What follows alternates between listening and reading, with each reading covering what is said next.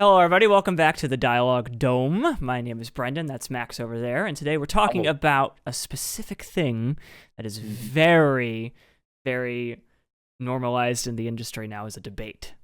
So, Mhm. do you wanna talk about it, Max? Do you Are wanna you ready for you wanna are name you it? sure you're ready for this? Are you sure? I I've come prepared. I am ready for this. I am going to destroy you. Oh, Jesus Christ. Okay. This is Apple versus Android. We're doing it. Hmm. Jeez. We're Okay. doing it. We're doing the So, thing. okay, so let's establish one thing first. I am an iPhone user. Max Mhm. over here I have is Android. an Android user. I've So, been Android my entire life. I know not the soft, supple touch of iPhone's magnificence. okay, dramatic much, Jesus. Thank you. Okay. Well, so let's establish where this whole debate started, I think. Mhm. So, back in 2003, and I'm reading some notes here that I have because I did some research beforehand. Mhm. Basically, back in 2003, Android was its own company. It was not associated with Google at all whatsoever. Didn't have Right. any kind of establishment with Google at all. Google Right. saw the potential of them in 2004, and then Google officially bought them and acquired them in 2005. So at that point, Apple had already a lot of successful mobile products at the time. One in particular was the iPod. The iPod was kind of like a huge deal for a Sure. very long time. You know, there was the Oh. iPod Nano, iPod Shuffle, iPod Touch Yeah. eventually. You know, and so then what ended up happening was essentially this guy named Eric Schmidt was his name. He Mm. became part of Apple's board of directors in 2006, and he said, well, Google is developing a smartphone. And so what ended up happening was in 2000, I don't think it was 2006 in particular, but I know it was either 2004 or 5. I know that Apple had been working on a smartphone for a couple of years before they released it. But I know Right. that Steve Jobs had said, let's get into the mobile device market when it comes Yeah. to cellular. Back in the day, we had to say, "Oh, let's do a cellular phone," which is kind of funny to me because it's like, so putting this whole debate aside, let's talk about Right. what was in the market when iPhone and the first Android Cool. Android Smart. smartphone came out. So, Android and iPhone were kind of never really a thing until iPhone came out, and then Android came out a little bit later. Android took a little bit longer to develop because Google had founded or had established Android a little later. So what ended up happening was at the time the big thing was. Do you remember what the big thing was, Max? The big thing in phones Before or iPhone, do you remember what the big oh, phone was? Big the company. big company. That was it was Motorola, wasn't it? Or Close. It Mm. was BlackBerry. So Oh, right. Motorola at the time, yes, they did the flip phone Razr that everyone had long time Yeah. ago. I never Mhm. personally had one of those. I was too young, but I my had mom had a one. Razr. Yeah, my mom had one, and those were pretty significant at the time. Oh yeah. But then BlackBerry took over because BlackBerry was the first cell phone to have a keyboard. That was the big deal, Right. and texting was starting to become more normal. Mhm. I remember I had a T-Mobile flip phone as my first phone, and that was kind of like what do you call it? I had to ask my mom for more text messages every month. So you had like a certain amount you paid, Yeah. and Yeah, then I all that remember those. stuff. Those were the dark Oh, I times should of also cell phone. establish that both Max and I are 30, so Yep. we're both the same age. So we Mhm. we grew up. We were the last generation to grow up before like smartphones were a thing. Yeah. So Like, we saw it all, the invention of the internet, the invention of the smartphone, all of that fun stuff. yeah, I mean, I still remember the days of dial-up. I mean, remember when you had to you had to dial into your modem, which is just God, I'm so now we Rough. complain if something doesn't load in 2 seconds.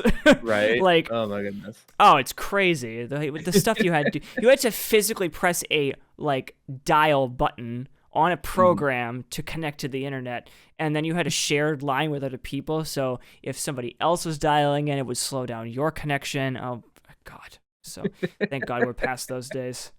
Agreed.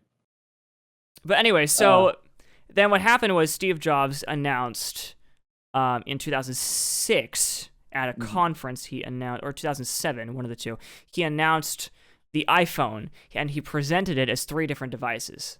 He presented it as a web browser, a media player, and a phone. And what he did ingeniously, in my opinion, was he announced them as 3 separate things, and he kept repeating them one after the other during the presentation for the first 10 minutes. And then he said, by the way, this is not 3 separate devices. This is one device, and we're calling it iPhone. So that's when the crowd erupted at the time, because everybody was wanting Apple to make a smartphone, because they had established a really good presence in the iPod and the Mac world, so the computer world. Sure. But anyway, so that's where the whole thing comes from. So then what happened was, Steve Jobs released the iPhone, Google released the Android, and so what ended up happening was ever since then there has been the constant debate. Do you know the first Android device? Was it a Samsung Galaxy? It wasn't, actually. Oh, it was okay. a T-Mobile G1, also known as the HTC Dream in some regions. Let me look this up. T-Mobile G1, you said? Yep. Hold on, I gotta see what this actually looks like. Oh, it still has the keyboard, too. That's so cool. One of those flip phones. You flip up, and you got a little keyboard on there with the screen and everything. Yeah, the HTC Dream. Yes. Yep. Yes, okay. That was the first phone that actually operated with an Android device and had like all of the Android, like the common things that we think of as an Android phone today, internet connectivity, smart applications, the whole kit and caboodle. Right. Okay. Cool.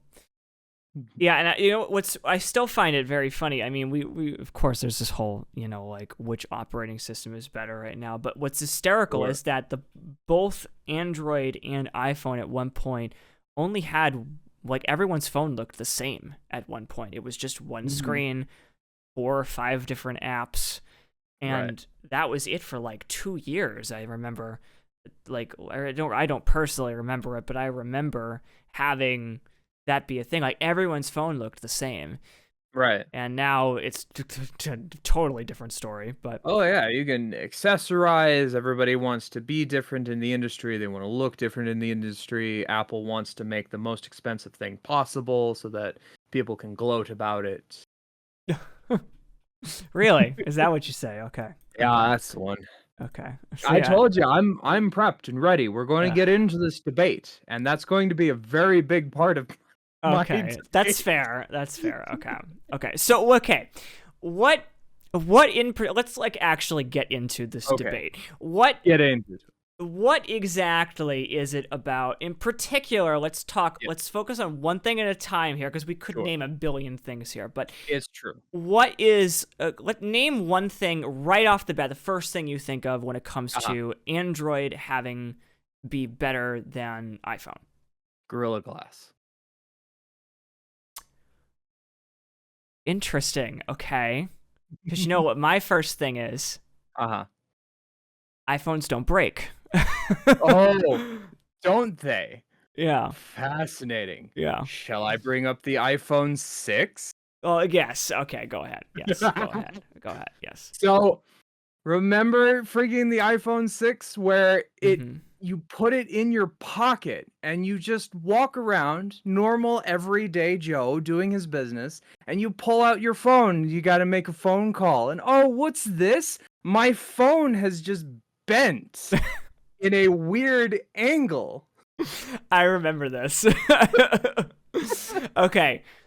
To be fair, okay, so let's talk about, the 6 Plus is its own entity within the Apple lineup, okay? Right. There's two phones, particularly two phones that are considered to be, well, three actually, that are considered to be the worst Apple launches ever in history, okay? Sure. First one was the iPhone 5C. You remember that one at all?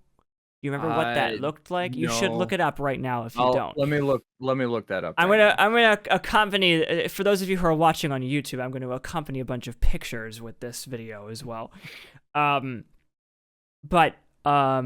Essentially, the iPhone 5C was supposed to be a quote-unquote cheaper version of the iPhone 5, okay? And at the time it came out, it was not made of aluminum, it wasn't made of glass, it was made of an incredibly easily scratchable plastic finish.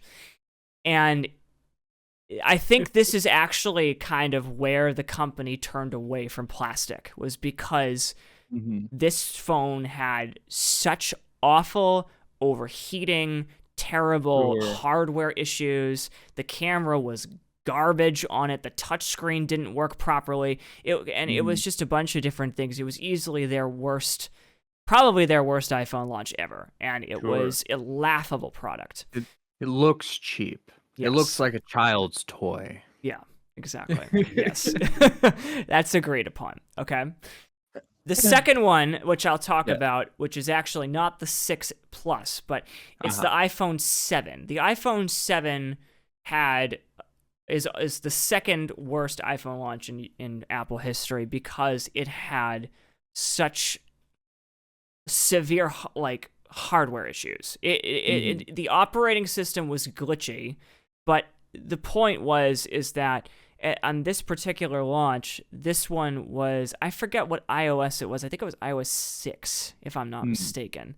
Look that up really quickly. What iOS was iPhone 7? Because this is also when this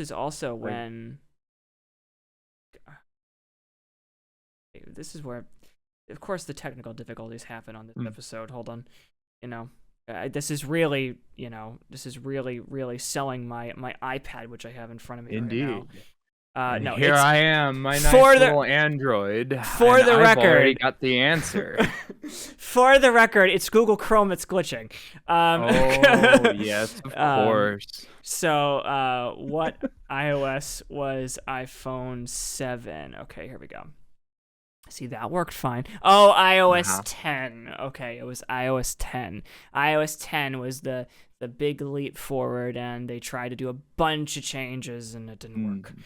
Well, it did work eventually after they fixed it, but anyway, so iPhone 7 was the horrible launch because of hardware issues and overheating issues. That was a big deal. Okay. And then lastly, the iPhone 6 Plus was, yes, the whole, you put it in your pocket, it bends. Bending. Yes. Just walk around. The reason why is because this was the first big phone Apple ever did. Okay, they wanted to make the biggest display they'd ever made. So what ended up happening was they ended up using a liquid. They used some kind of it was aluminum, but it was some kind of it was supposedly more durable version of aluminum. And then what ended up happening was it turns out that they got the process of enforcing it a little wrong. And so what happened was it did the opposite effect. It actually degraded the aluminum. So what ended up happening was the people who bought it at launch ended up putting it in their pocket, bent a little bit because people were walking. The screen was bigger than normal. People weren't used to that. And so it just bent. That was just kind of the result. They fixed that within, I think, 3 production cycles. But that was the other controversy we could, I can't think of a single time Android has ever really had any sort of problem like that.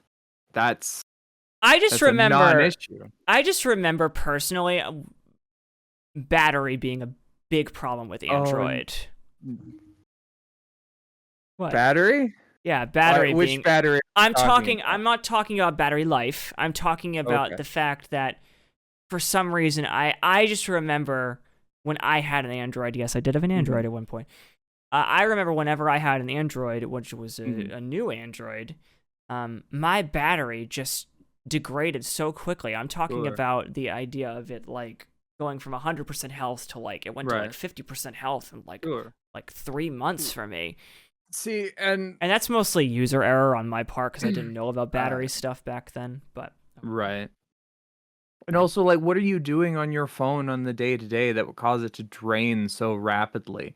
Many of these apps will keep screens on, and you have to like manage whatever. I don't necessarily blame the phones themselves or even Android in general for a lot of like battery life issues. A lot of that's kind of user-based. You're doing stuff on your phone is going to die. Plug it in and call it a day. You'll be fine. Yeah. I know, and that's the thing that I find funny today is when people complain about their battery life. At this point, I think it's safe to say both companies now have optimized their battery. A lot of people could say, iPhone battery life is terrible. It's only like 20 hours or whatever. Like that's only if you're watching video literally from the moment you wake up to the moment you go to bed, you will have that problem. Yep. The only iPhone right now that has battery, like you have to charge it more than at least once a day, is the iPhone SE, which is designed off of the original iPhone 8 and iPhone 7s. I mean, it's the cheap phone and it's the smallest battery, and it only lasts about 14 hours. But that's because those are for the people who don't use their whole life on their phone. So, it's those kinds of things. So yeah, I just remember back in the day for me, it was like, I remember I had to order a new battery like every like 4 months with my carrier, and they would have to like replace it every 4 months. And then again, it was probably my phone. It was a Motorola at the time, funny enough. And Motorola tried to get into the whole smartphone thing, and they still are, but yeah. But anyway, so that's battery. All right. What else, Max? I think we need to get back, because I feel like this is a little unfair. I played a dirty trick on you, and I'm sorry. I attacked iPhone's bending and its materials being super expensive, made out of real glass and nice gold and all of this. But we should really be talking about like iOS versus Android, because that's really the thing that we're going on. Because if we wanted to go into the whole problems with the phones themselves, I could bring up Samsung, I guess, if we wanted to do that. But Apple is fighting so many different companies as far as phones go. Android, the user interface, I think, for Android just makes more sense to me. And I might be drawing too many comparisons to like Mac and the Mac versus PC versus Android and iOS. Because there's a lot of stuff that is just so confusing on Apple. Like, you have all these gestures for weird things, like swipe left, up, down, shake its hand, and spin it around a couple times, and then finally you can do whatever the hell you wanted to do. Like, that's how you take notes or something. But on Android, I open the app and I start typing on the keyboard, and everything's fine. Oh man, that's so funny. Up light, left and down, shake its hand.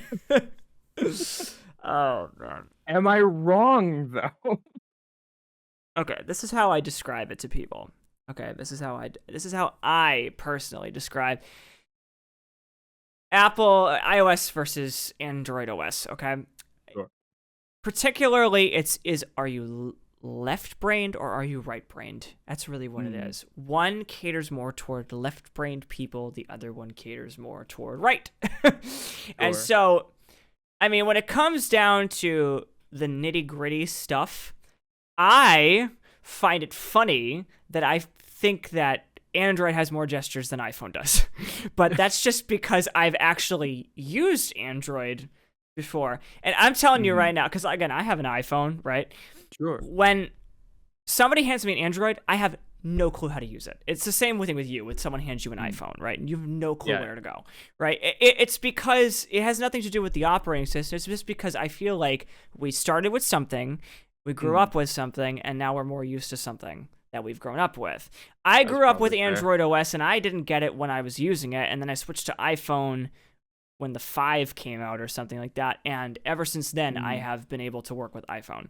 But that has nothing to do against Android. It has to just do with the fact that whenever I pick up an Android, I don't even know how to get to the fucking menu of apps. Like, I figured out yesterday that it was to swipe up. Like, it took me literally 20 years to figure that out. Okay? Like, whereas iPhone, oh, look at that. All my apps are already right here. They're on pages after I unlock my phone with Face ID, which you don't have. So I have Face ID. This phone has Face ID, Mr. Man. Does it now? It doesn't work very good, but it has it. That is one thing. The point is that it's there. That is one thing we've got to talk about is the security features.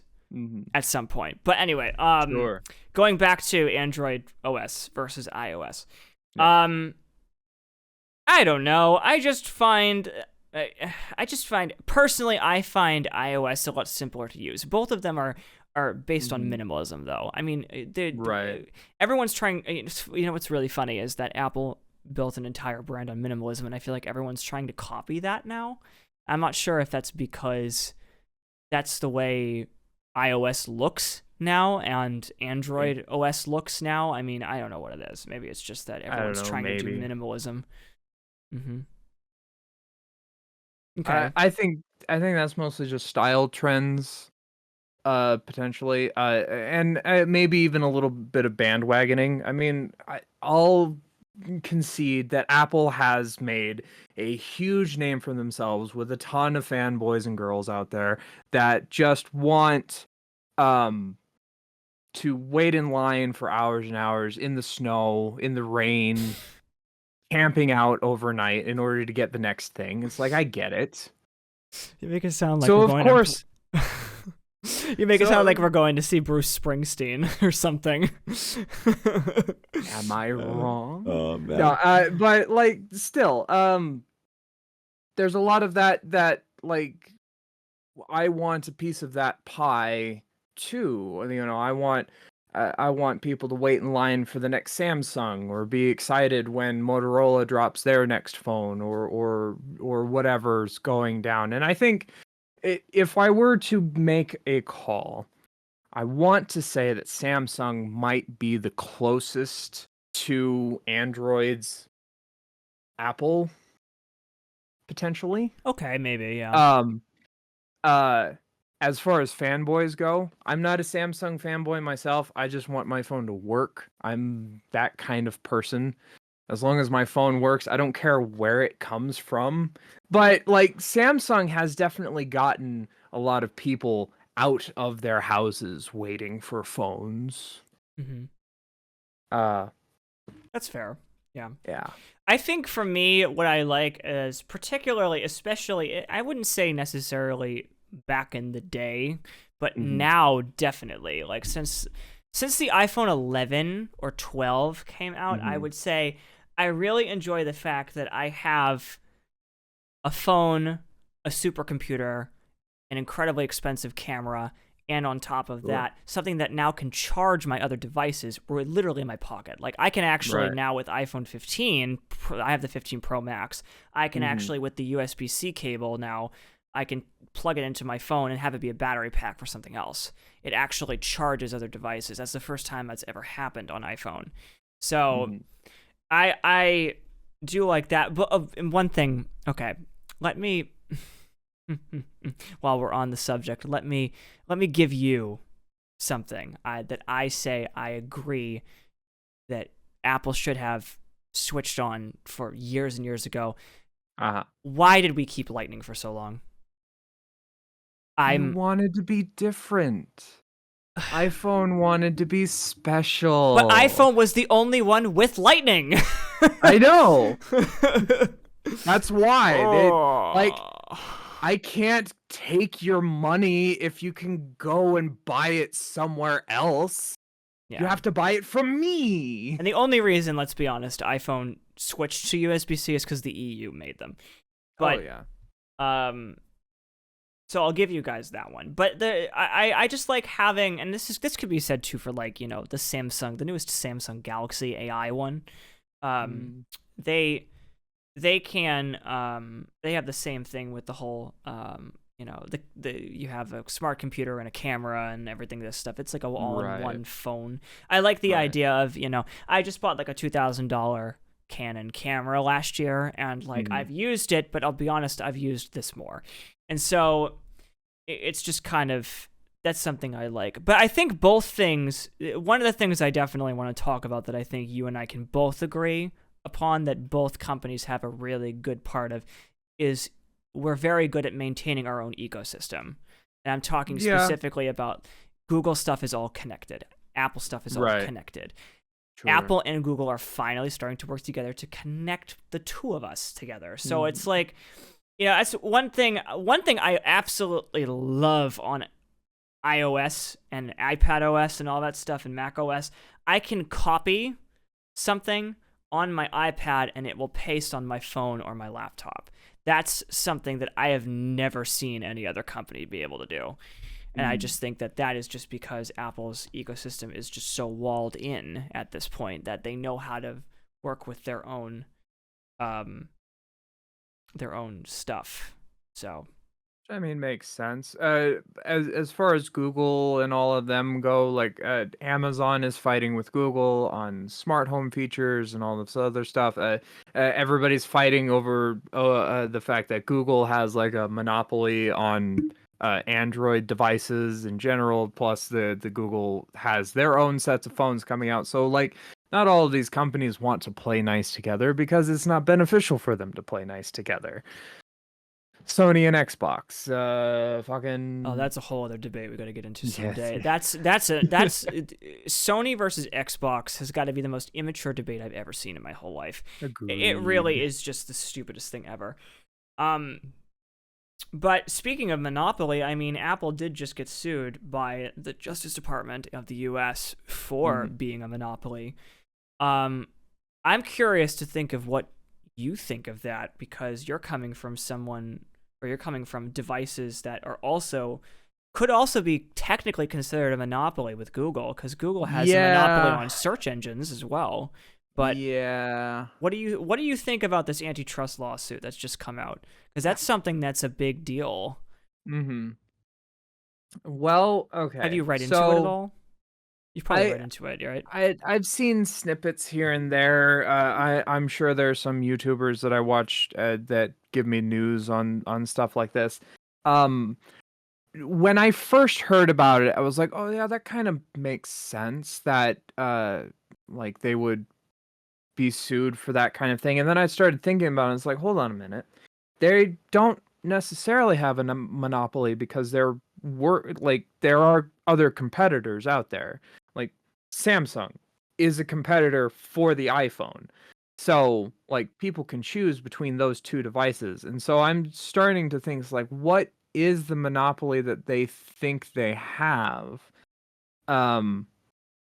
I guess it might be that they think the iPhone store is like picking and choosing who can be sponsored on their system, and that might be the thing. And I guess in that regard, I could see that being a little bit of an issue. Like I think it would benefit the store space if more people could choose where they downloaded their apps and their products. But then that goes over to the Google side as well. It's like Google Play Store also has a monopoly for Android, if that's the thing, if that's the debate. So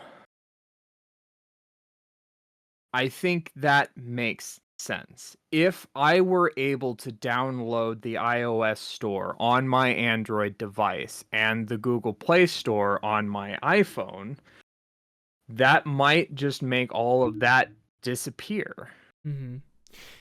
Yeah, so I was reading into this antitrust lawsuit, and it's very interesting to me how I think that, well, first off, I think the DOJ picked the wrong company to fight, because Probably. Apple is probably the one company in the world that has more lawyers than the entire United States government.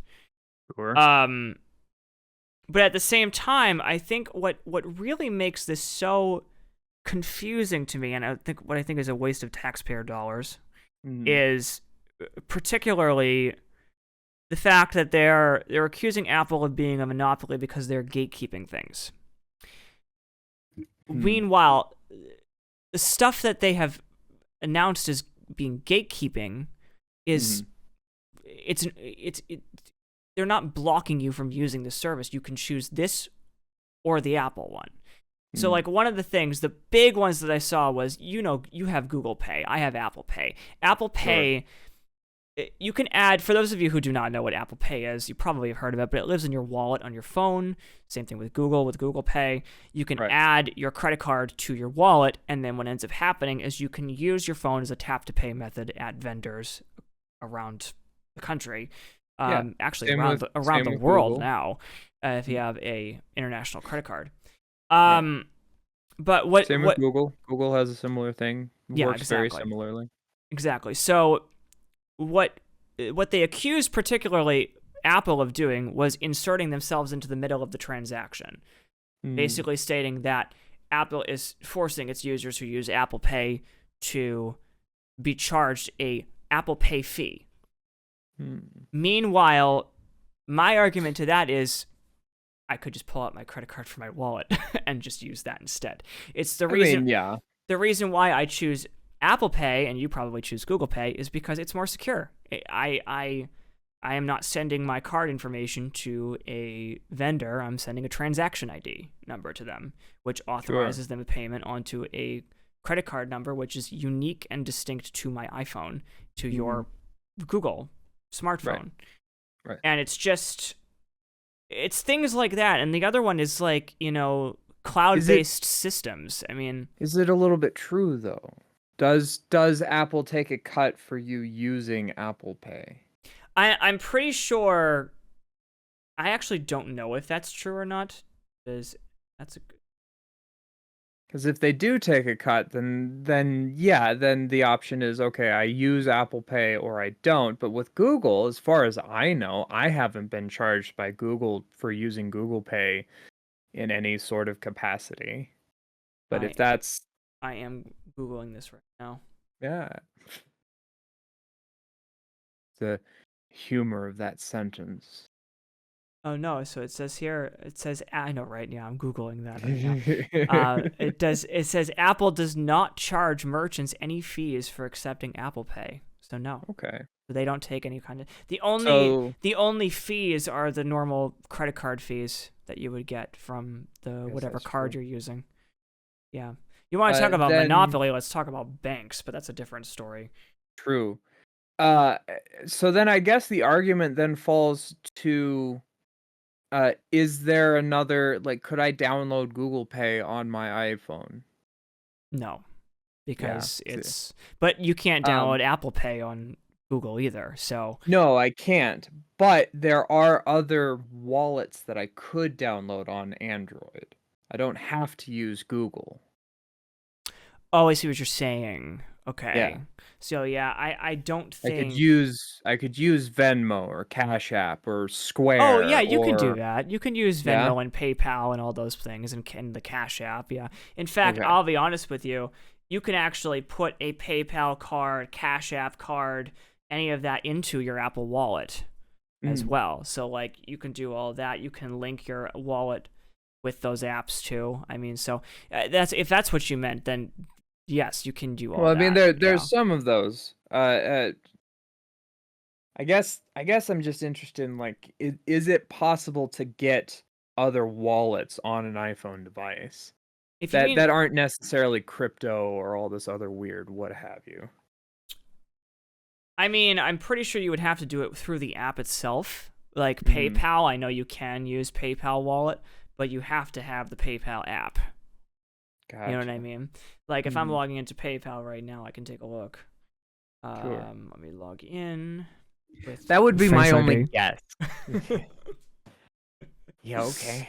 um, I got thumbprints. What do you want from me? we used to have that.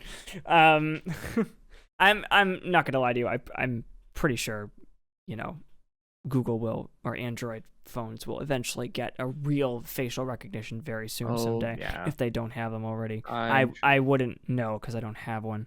Mhm. I like again, the facial recognition that I have on my phone right now is there. It exists. Mhm. It's not good, but it's there. Okay. Yeah, and I think the reason why it's tough for any Android user to get Face ID is because it's an infrared camera. Face ID is incredibly expensive to install Mhm. onto a smartphone, and Right. the only reason why Apple's able to do it is because they have $3 trillion. Right. So, it's like I think that's the only And reason why Apple has an advancement in that technology. But one thing I will say is you have better camera than I do. You will always have the I better love camera. I love how this is supposed to be an argument. Like we're arguing for each other, and yet here I am complimenting iPhone, and here you I are know. complimenting Samsung. Like I don't. I know. This is supposed to be a fight. We're fighting Android right sucks. now. Apple, fuck this. Oh man. All right. Uh, okay. So Okay. um. Anything else you want to add to this?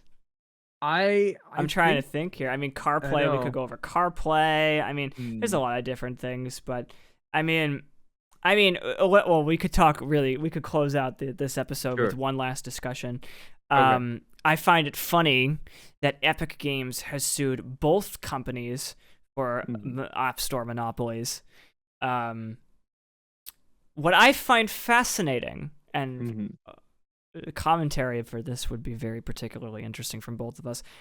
sure. Apple won a lawsuit against Epic for being an App Store monopoly, and Mhm. they obviously Apple defended that they weren't, and they won. Google lost the lawsuit. See, and I find that so interesting.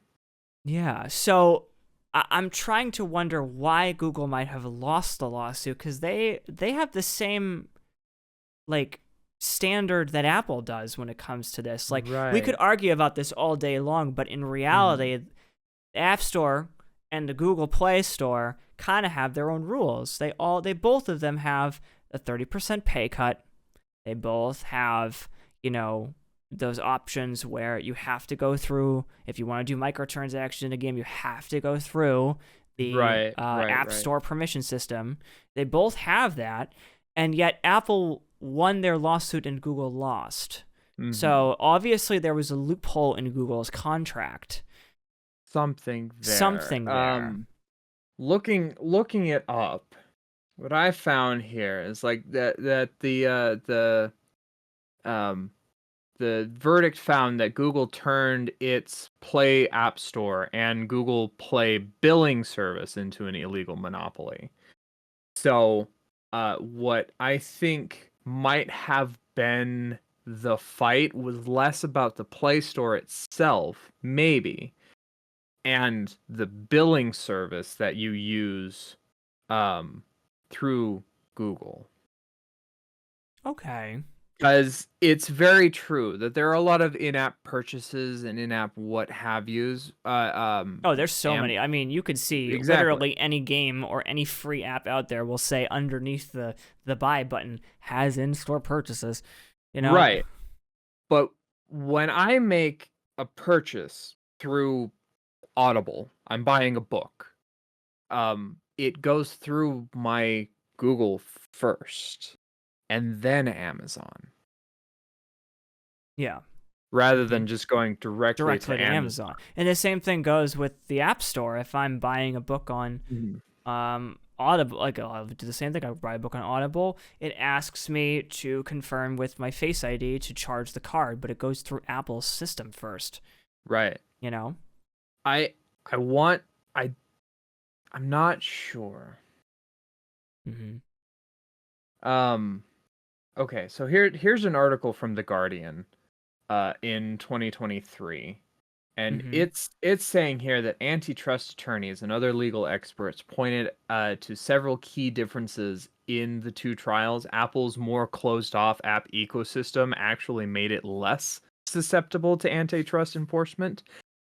That they argued differing trial circumstances are also likely steering the Epic v. Google in a different direction than Apple's trial.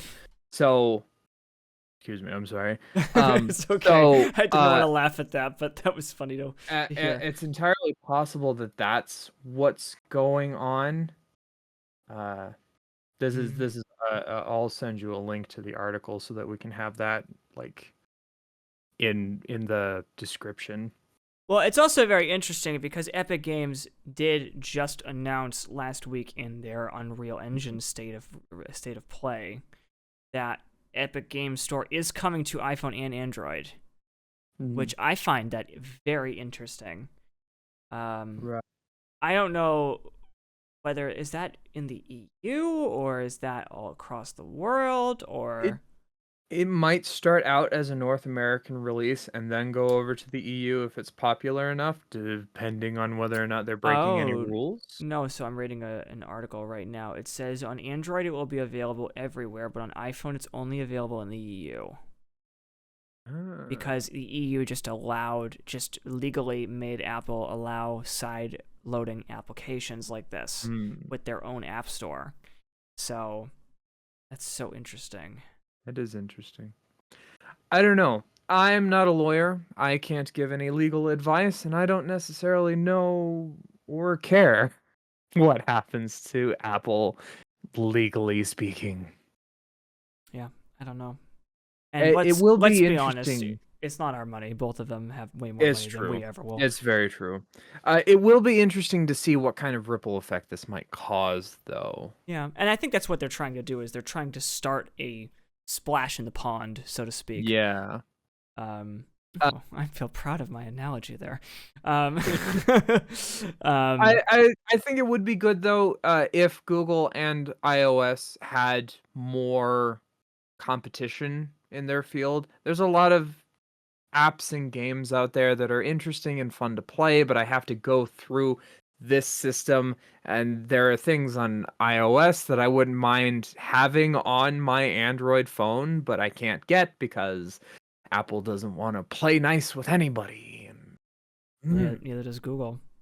It's very true. Yes, yeah. If only the Windows Phone took off. If only. No. Are you kidding? We're talking about Windows Tiles? Fuck that. Fuck Windows Tiles. That was the worst idea Microsoft had ever had. Oh man, yeah. I mean, Windows 10 can't even run on a really well built PC, let alone a phone. Oh Jesus! It was so gross. It was so gross. Oh man. All right. Anything else you want to say? I think this is a good place. I think I got my hits in that I wanted. All right. Well, I opened it, so why don't you close it? Okay then. Well, ladies and gentlemen, what can we take away from all of this? Is Android actually better than iPhone? Can iPhone actually stack up against the magnificence and monumental achievements that Android has ever actually given them? Or is it all just pond water at this point, rippling across the world in their own special, unique ways? I think that'll be for you to decide. And if anything, we've been incredibly stupid in our debate and probably has made this conversation a lot more difficult for you. But that's me. I'm Max. That's Brendan. We've been your hosts here on the Dialogue Dome. Thank you very much.